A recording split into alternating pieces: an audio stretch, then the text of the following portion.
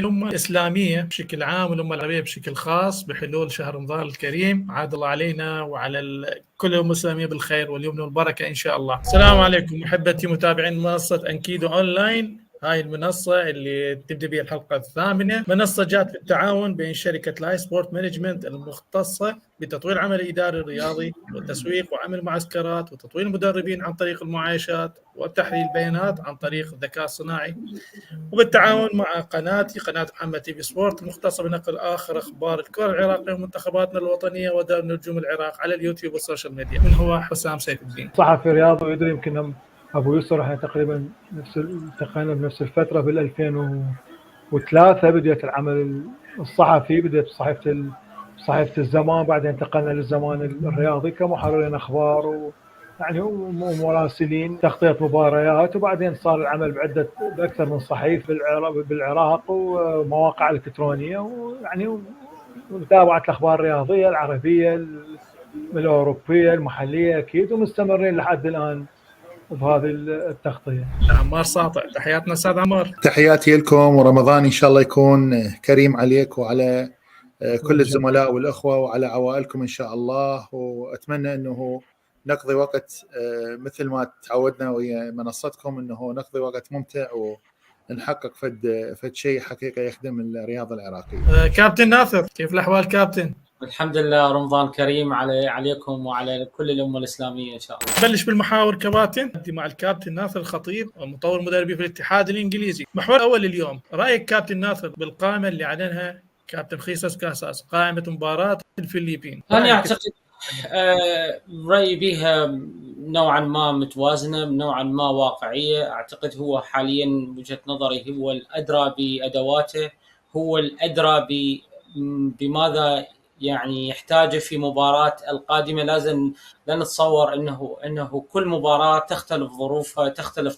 طبيعتها، تختلف نتائجها. العراق متصدر المجموعة. اعتقد مثل ما نعرف حتى لا نجي نتكلم عن تفاصيل منتخب الفلبين، المجموعة الحالية كلاعبين ليس من الصعوبة عليهم، ليس من الصعوبة الفوز على المنتخب الفلبين. هو متذيل الترتيب، لكن علينا أن نفهم شيء مهم جدا، هو ما نقول هي المباراة سهلة ومحاطيها بالجيب ومضمونة، لا، لكن الواقع والتاريخ والموجود حاليا هو من يحدد انه من وجهة نظري انه قائمة كاساس معظمها خلينا نقول واقعية بالأسماء الموجودة.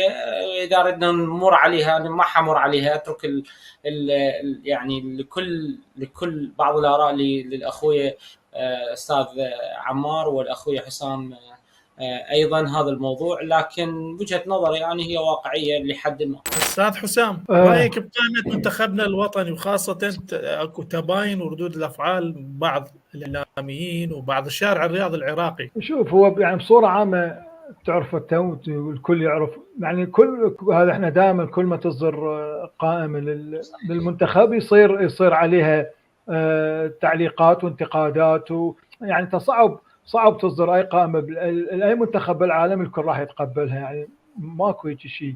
وبالنهاية مثل ما ذكر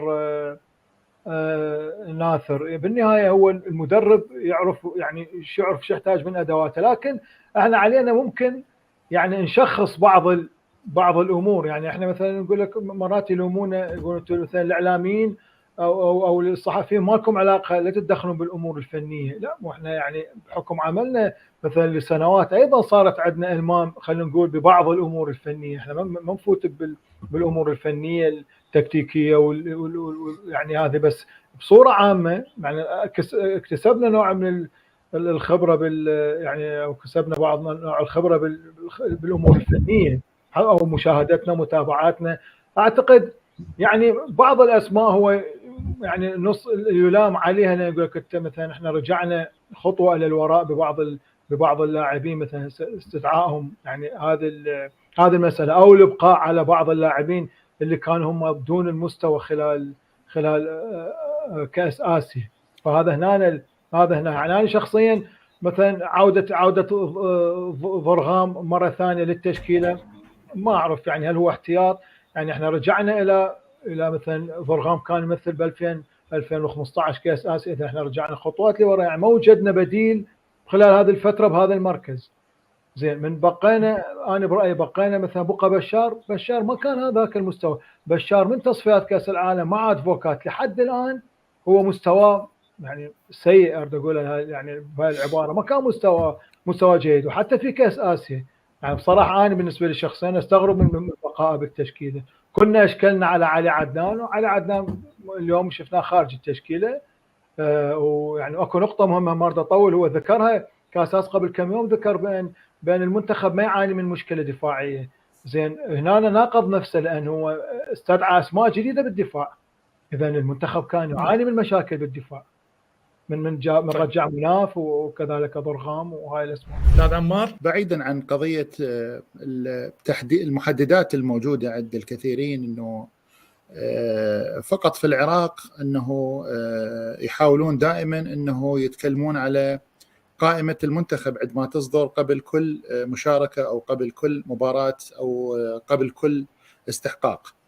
أنا أعتقد أنه القضية هذه الفنية، كاساس والملاك التدريبي المساعد لكاساس هم فقط المعنيين في عملية الاستدعاءات. خلينا نتفق على أنه رؤية المدرب تختلف عن رؤيتي، تختلف عن رؤية حسام، تختلف عن رؤية ناثر، تختلف عن رؤيتك، تختلف عن رؤية فرات، تختلف عن رؤى الكل اللي يحاولون أنه يخلون المنتخب دائما في المكان المميزة. عندما يذيع المدرب يعني أكيد هو متابع بشكل دقيق ومحدد أنه المراكز اللي عنده بيها لربما تكون هناك إشكالية نقص لاعب، إصابة لاعب. تعرف أنت المباريات الدوري تعطيك يعني الصورة الأمثل لكل لاعب. ما من الممكن أنه إحنا الآن نتدخل في عملية يعني التسمية، نحاول أنه ننتقص أو نحاول نقلل من شأن اختيارات المدرب، كونه هو المعني الأول والأخير بهذه العملية، وهو الأدرى عبر تواصله وعبر متابعته مع اللاعبين، الأدرى ب يعني عملية المستوى الفني أو الجاهزية الفنية ل يعني اللاعبين اللي تم استدعائهم في مباراتي الفلبين اللي راح تقام يوم 21 في البصرة، و26 الإياب، المباراة الإياب اللي راح تكون في الفلبين. أنا أعتقد أنه يعني فقط في العراق عندما تذاع التشكيلة، تذاع قائمة المنتخب، فقط في العراق هناك من يكتب في صفحته، يكتب في منصته، يكتب في الجروبات الموجودة في التطبيقات الموجودة مثل الواتساب وغير الواتساب، وهناك مواقع موجودة في الفيسبوك والقنوات على التليجرام تحاول أنه تنتقص من الاختيارات، وهناك من يحاول أنه يعتبر الأمر يعني كأنما هي يعني يأخذ في بين يعني قوسين، يعتبره أشبه بالسخرية، يعتبر الموضوع. يبدون يتدخلون في تفاصيل وأمور هم حقيقة مو أدرى من كاساس بهذه العملية. هاي النقطة الأولى.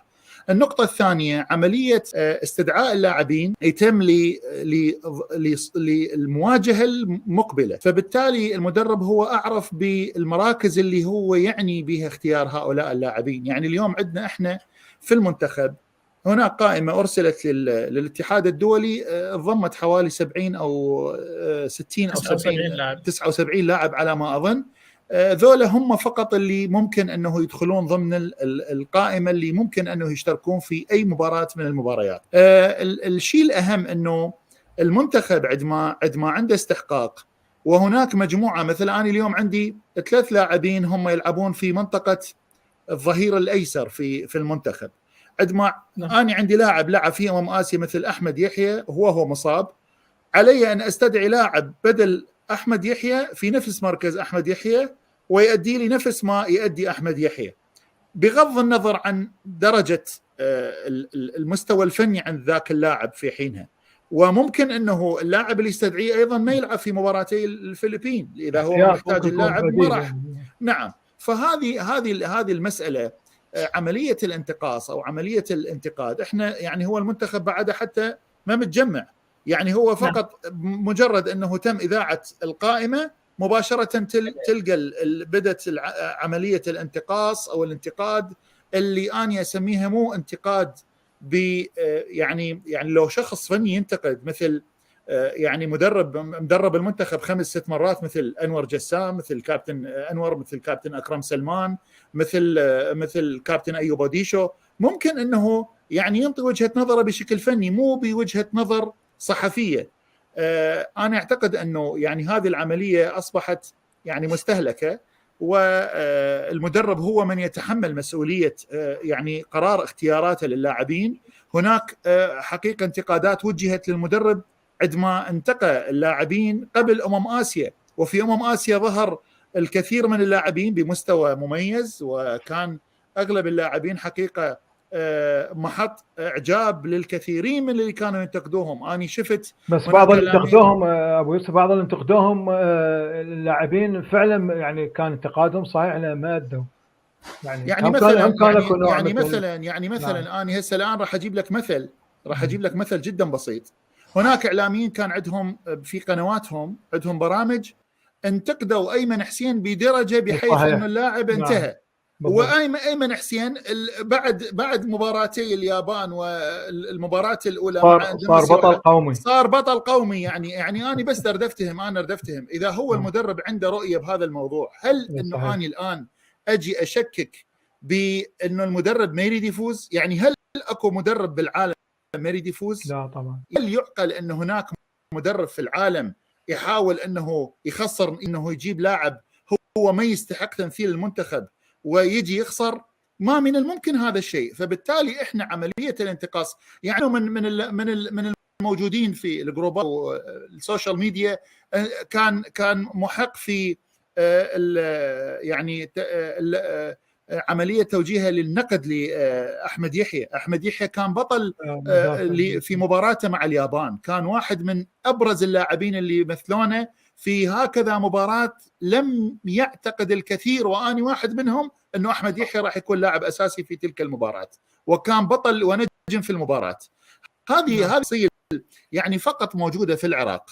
اتحدى اي دوله، اتحدى اي واحد موجود في اي دوله بالعالم ينتقد التشكيله اللي اختارها مدرب منتخبه الوطني. مستحيل. حتى في الاولمبي، حتى منتخب الشباب، حتى منتخب الناشئين. يعني اني واحد مره من المرات استدعى الكابتن عماد محمد احد اللاعبين، وجدت شخص ينتقد الكابتن عماد محمد مدرب منتخب الشباب بشكل غريب عجيب. من سألته قلت له ليش؟ يقول لي اكو لاعب الفلاني. قلت له انت شايف اللاعب تعرفه وين؟ يقول لي لا انا ما شايفه بس سمعت يقولون عليه مو زين. يعني هو هذه التفاصيل هذه كلها تنال من يعني تنال من عمق وحاله التركيز الفعليه عند المدرب.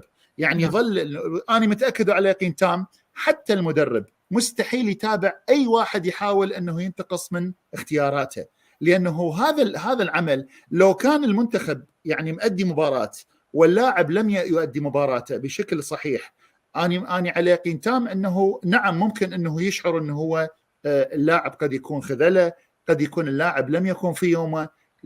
هناك مهاجمين كثر في العالم يحصل له 10 فرص من المباراة ولا فرصة منها يحقق هدف.